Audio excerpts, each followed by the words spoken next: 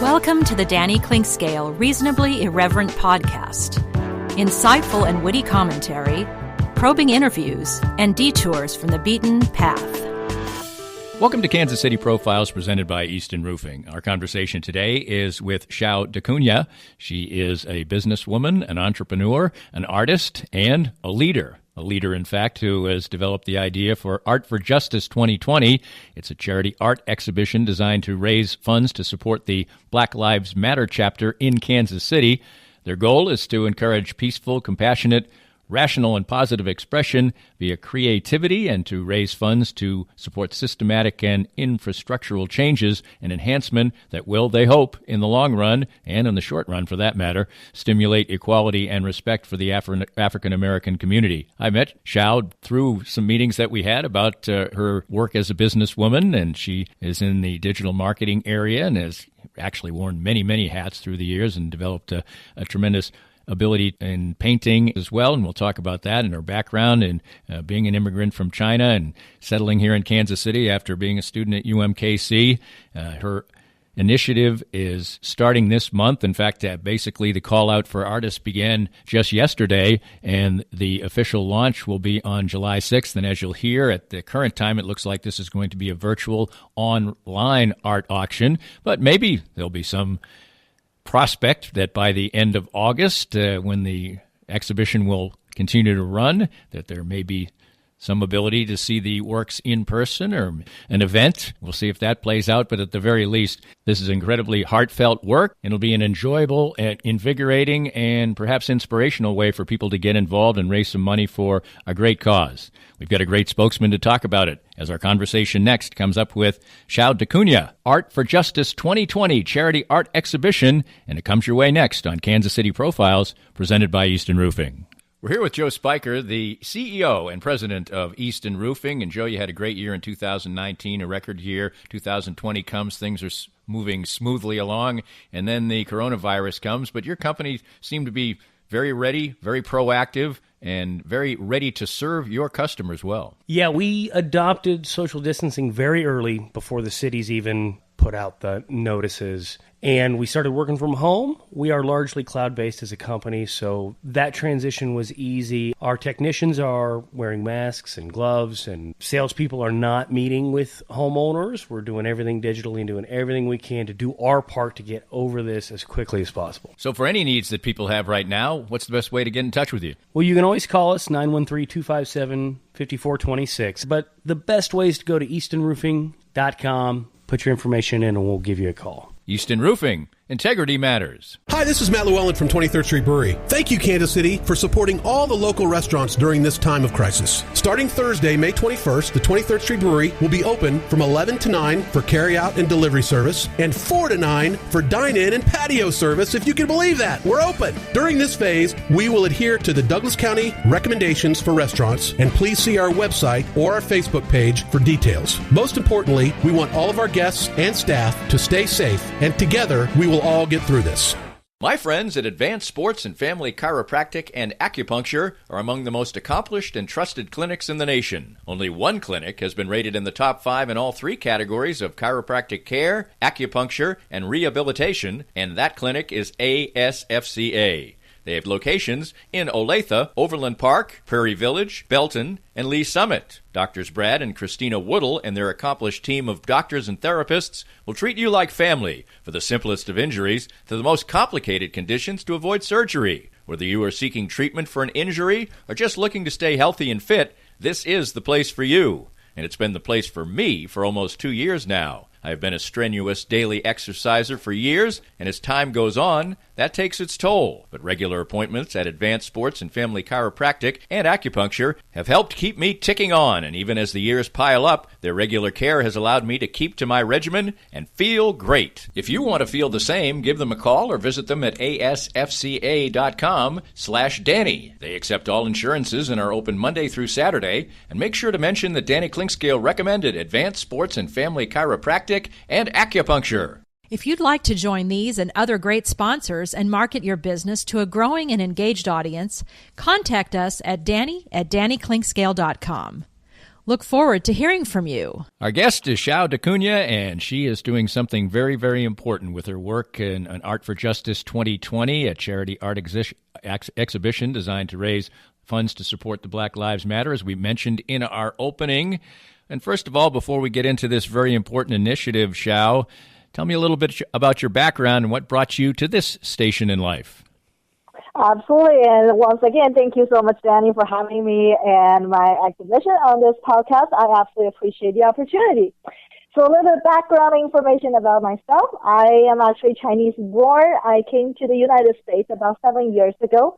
I am a proud graduate from UMKC, glad to be a Roo, and I decided to stay in Kansas City because I simply love the community and culture I've seen during my years in school.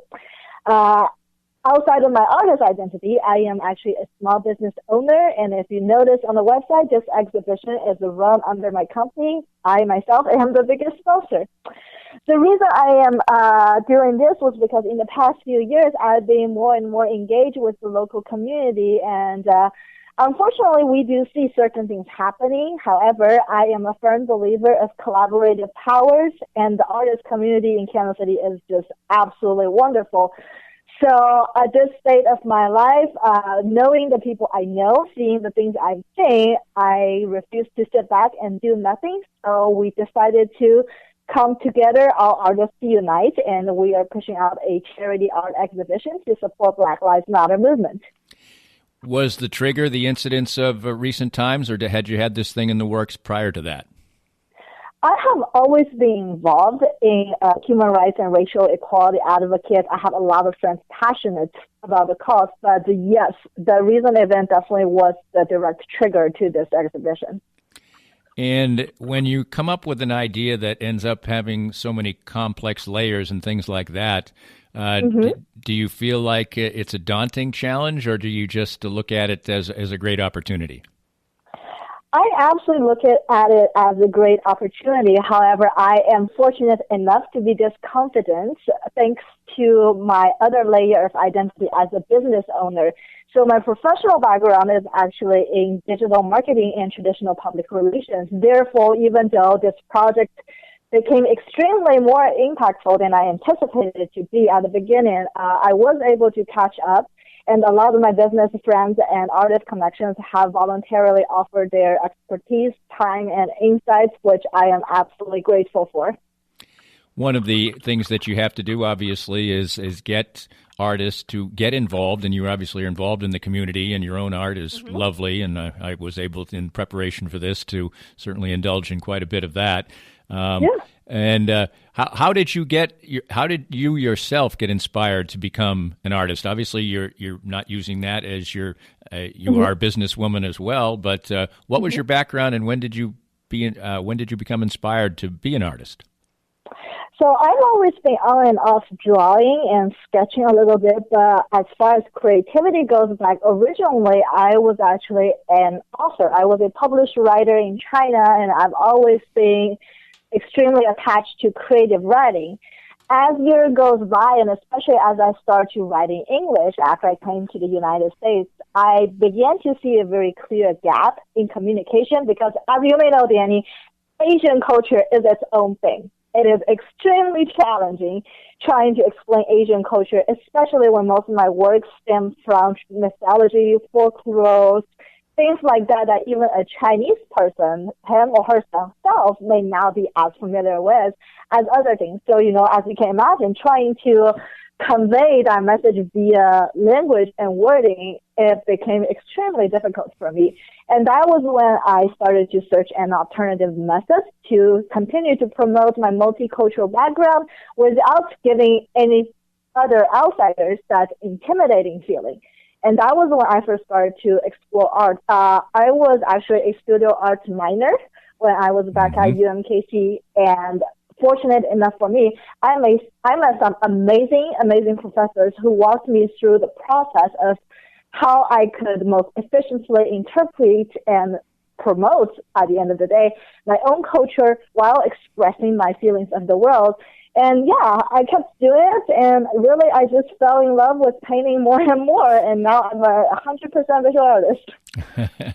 How would you describe the inspiration for what, everybody has a certain style of art that they will end up embracing? Not that people can't be varied in what they do, but how would you describe the inspiration for the style of art you have embraced? Yeah, so as far as style goes, I set out, with my traditional background, I set out with a very classic Eastern illustration style, working with water-based mediums such as sumi ink and watercolor. But in school, we are taught clearly the Renaissance, Enlightenment, classic European and Western techniques.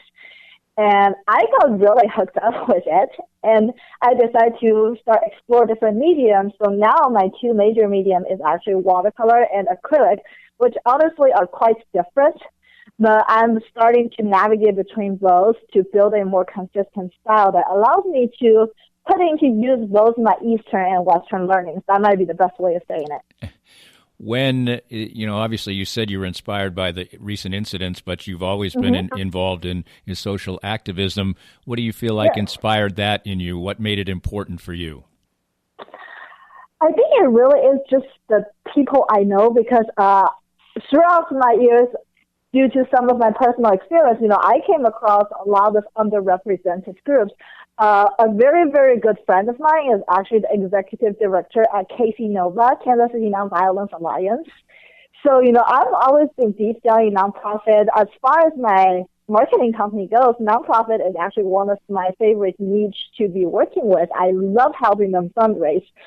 I guess it's a sense of accomplishment at the end of the day that keeps me going, because when you see the impact that you're actually creating, that means way more than just the dollar value. That's what gets me out of the bed every morning, knowing I am bringing something positive to the community that has helped me so many times throughout my life. How about focusing on this Black Lives Matter aspect of it in the African-American community? What was your inspiration there? I think it mostly came from my years back at school, because, I know some really, really amazing Black artists. And when I talk to them, I repeatedly hear very similar, but apparently more extreme experience when it comes to systematic issues on certain aspects. Like, as an immigrant, as a Chinese person, I'm not going to lie, I've had several encounters with certain groups of people with, clear bias and judgment. But from many of my African-American friends, those stories just, a lot of times, it blew my mind away. And I've also witnessed, because I had some experience in the restaurant industry, and I've seen some profiling happening. That is the nicest way of putting it. And for me, I always have an issue with people being bullied. Like, I cannot sit back. I cannot keep my mouth shut when things like that happen. It's just throughout the years, I've learned that there are better ways of engaging in changing these issues, such as being connected with Black Lives Matter. When I worked back with UMKC Law School, I was actually very close to the Midwest Innocence Project. So, yeah, that kind of leads. I guess I'm just the type of person who won't sit back and shut up when something wrong is happening. What is your reaction to some of the things that maybe people see as, not the proper fallout from this particular things, but maybe the extremes that create more attention, such as the more violent aspects of it or the looting? So let's just get it straight and clear. I am not in support of violence of any form, especially being a small business owner myself, and I have so many business connections who have a brick and mortar business. I do not think looting or damaging property really is benefiting the cause. It is, on one hand, attracting people who do not care about the cause, but simply want to cause damage to others, which is a really bad fact. But on the other hand, I think a lot of us need to look at least the initial wave of violence as an extreme traumatic reaction of being peaceful and properly protesting for so long, but not being heard. I mean, I honestly don't think real protesters are bad people. But I do think they're so angry and so hurt, they do not know how to hold it in anymore. And because of that, when something happens, when something triggers that sparkle of frustration and rage, it just turns into a wildfire and it goes out of control. I firmly believe the protesters individually are amazing human beings, but it's just sadly they're so hurt they've lost judgment on certain things. More of Danny's Reasonably Irreverent podcast after this. Cinematic Visions has been an affordable solution for professional media production in Kansas City since 2003, offering award-winning video production and creation, as well as a wide array of digital and social media management services. From planning, scripting, filming, editing, and post-production, to delivering your product to a watching world, Cinematic Visions will provide professional and affordable services for you and your business with the necessary return on investment to make it all worthwhile. Cinematic Vision's goal is to unlock the power of storytelling through video and a strong online presence for your company. Beyond the numbers, they want to inspire and evoke your clients to feel and act. Let my friends at Cinematic Visions embed your brand where it belongs, in your customers' minds. You can find them online at cinematicvisions.com or with a quick phone call at 816-600-6300. I'm here with Tim Emerson, the owner of Emerson & Company. And Tim, give us an idea of the range of services that you provide from Emerson & Company. At Emerson & Company, we do credit card processing, payroll services. We do bookkeeping, merchant accounts like point-of-sale systems. What would you say differentiates you from other companies in the field, and what makes you special? I think what makes us unique is that we're a small local business making regional decisions on companies. We create a profile for the business and then put it out to our different vendors in a very competitive environment and tailor those needs to the specific business, which usually ends up in a great fit or great result for the company. And, of course, the idea is to save money, right? Save money, and actually sometimes I'm surprised where actually a solution that may cost a little bit more ultimately does save money, but we're not conditioned to think like that sometimes. Emerson & Company. Check them out at emerson-co.com or call them at 816-360-9092. For many people, a family law case will be one of the most difficult experiences in their life. The law firm of Kenneth McRae will help you through it. Personal and effective help from Ken in concert with you will develop a unique strategy for your unique case. As Ken always says, divorce can be civil law, not civil war. Licensed in Kansas? Visit McRaeLawOffice.com or call 913-972-4765. We're visiting with Larry Marshall, former Chiefs defensive back and punt returner and now a Chiefs ambassador. Larry is a former pro football player with the aches and pains that come with that. And moving on in age, as we all are, what do the Canaway CBD products do for you? It's been a great relief for me. Being a punt and kickoff returner, collisions were a mainstay of my career, and these Canaway products, the salve especially, has really helped me try to get through every day with the aches and pains that I've had over a career of 7+ years in the NFL. I get similar benefits as well, particularly with my back. Certainly wasn't a football player. What's the best way for our listeners to get more information about the great products themselves? Well, I'm so enthused about it, Dana. They just contacted me at larrymarshall.canaway.com, and I can give them all the information they need to help them get through the day as well. Start gaining all the benefits that Larry and I do from the trusted and reliable line of Canaway products. As Larry said, visit larrymarshall.canaway.com and get information on all the great products from Canaway. If you'd like to join these and other great sponsors and market your business to a growing and engaged audience, contact us at Danny@DannyKlinkScale.com. Look forward to hearing from you. Our guest is Xaio DaCunha, and she is an artist, an entrepreneur, a businesswoman, and also one of the driving forces of Art for Justice 2020. Let's get into some of the specifics now. You're just starting this initiative basically yesterday on June 4th, and and so the development process is through the course of this month with the plan for launch on the 6th. Now, we have all kinds of different elements going on now between the virus and obviously a lot of the social problems that we're finding right now. But what is the development process for you like as far as artists, supporters, sponsors, et cetera? Give me some of the specifics. So as far as artwork and submission, which of course is our focus being an art exhibition goes, from today all the way until June the 30th, that is our open call submission period, and we are reaching out to UMKC, of course, Kansas City Art Institution, Johnson County Community College, as well as Metropolitan Community College, to encourage students and young emerging artists to submit. As far as fiscal sponsorship and strategic partnership goes, we have spoken to the Kansas City Artists Coalition.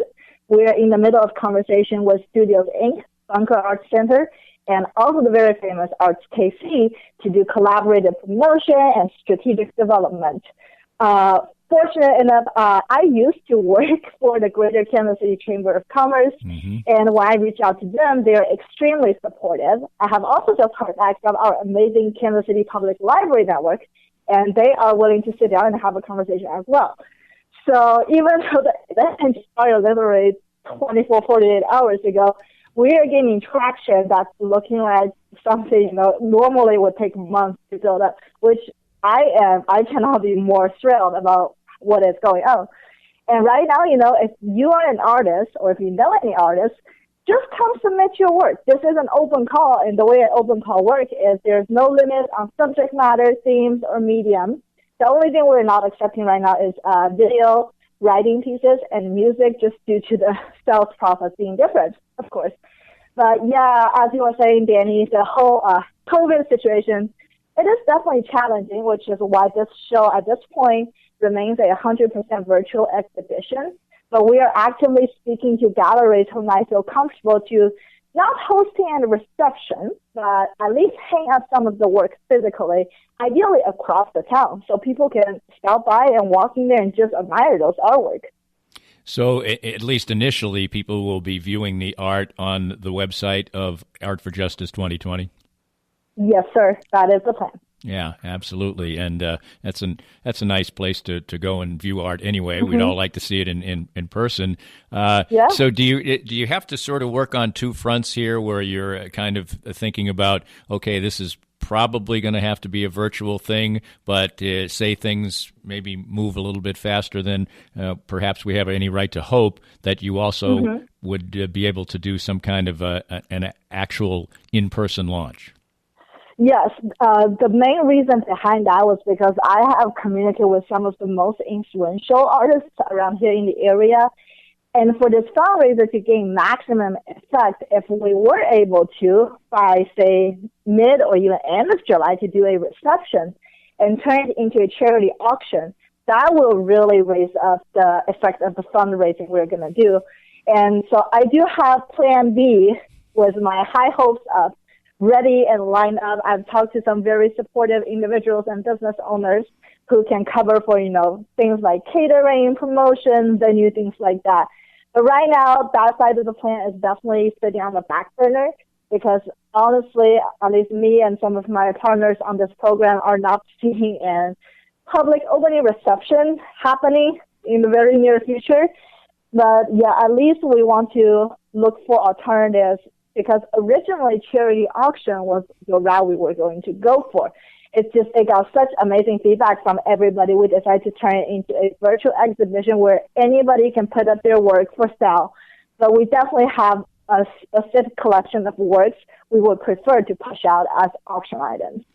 And this is 100% of the proceeds of this are going to go for the Black Lives Matter chapter, yes. Correct? Yes. And you're just hoping that the sponsors and everything else will defray the operating expenses that always go along with something like this, right? So far, what we're seeing, our operating expenses is 100% covered. A few specific sponsorships we're seeking is, of course, a shipping partner and a fiscal sponsor who will work with our shipping partner to cover any potential shipping and handling, which in the artist community, that is the biggest right. chunk of expense. And we're also looking for a framing partner to help some of the artists who might have framing needs. Do you sort of, when you're doing a charitable operation like this, does it change your thoughts on the price point for the art, either higher, lower, or because you're not trying to make a living, as it were, like an artist would? Does it change your ideas about how you decide to price items? Absolutely not, actually. Besides the fact that us artists have a horrible tendency of underpricing ourselves. Right, yes. I definitely don't think just because this is a charity event, our pricing should go lower. If anything, that pricing should be slightly higher than usual, because we are not profiting out of it. We're donating 100% of the funds. And when it comes to making a change in the community or in the society, at the end of the day, it's about the connections the person has and the funds they can leverage. So for any nonprofit organizations, especially after the heavy hit caused by the pandemic and the lockdown, they are in desperate need of funds. So if anything, I will push the auction price up if necessary, because we're here to help and we're not here to do it halfway, you know? Mm-hmm. Do you have potential goals in the back of your mind? Do you allow yourself to have specific goals, or are you just hoping to do the best you can? Right now, I don't have a specific goal. However, number-wise, I'm hoping a minimum of 30,000, because I've worked with other nonprofits before, as I mentioned, due to my company side. Mm-hmm. And on the typical numbers, their quarterly fundraising goals will go from something from 25,000 to higher end on 50 grand. I'm still waiting for submissions to come in since it just launched, but we're hoping ideally something around 25 to 30,000 of total funds raised will be most ideal. Yeah, I think actually you might be able to do better than that, and that's just me that's just maybe me being optimistic. But speaking of being optimistic, just give me philosophically your thoughts on where we're at as far as this whole social awareness of this country, and whether, for instance, I work in I do a lot of work in the sports world, and it would seem that it's going to be a little bit maybe better reaction, if some people want to put it that way, when football players are probably going to do a lot of kneeling this fall than as it were 4 years ago. What's your just general sense of where we're at as far as this situation? Obviously, the entire reaction and to the death and the subsequent outrage has shown how much anger there is and how far we haven't come. But where do you feel like we're at right now? I think we're at another enlightenment, with people waking up and starting to see things really aren't what they thought they were. A good example was I actually had a very interesting and slightly elevated conversation with a business friend. Her argument was pretty much saying, well, you have to work hard to earn your respect, which is something I personally have always agreed.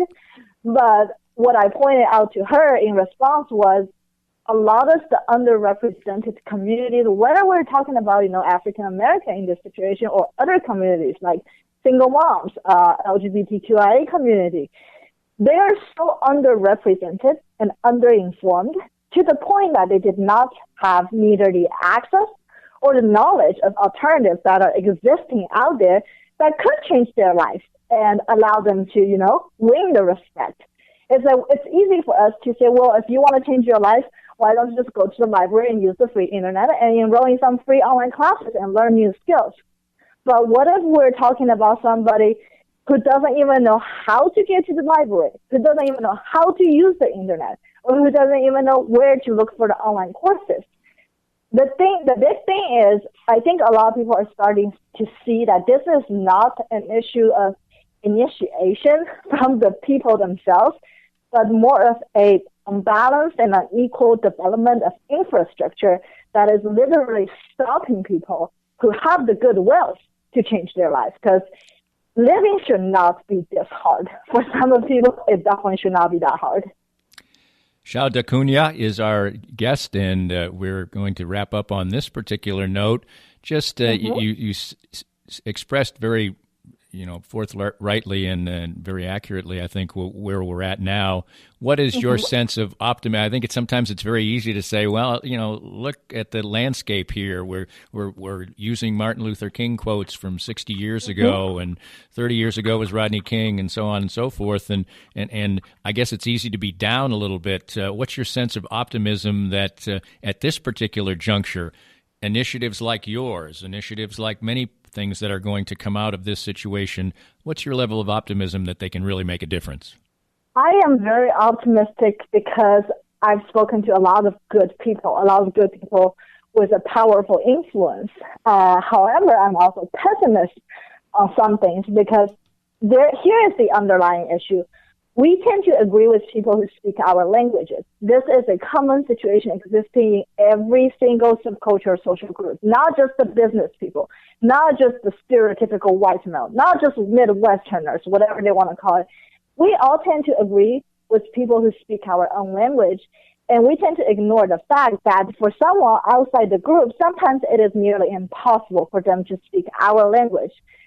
So if anything, I am optimistic because I'm seeing a lot of people my age or younger willing to at least sit down and have an open, calm conversation where disagreements and even arguments are very likely going to be included.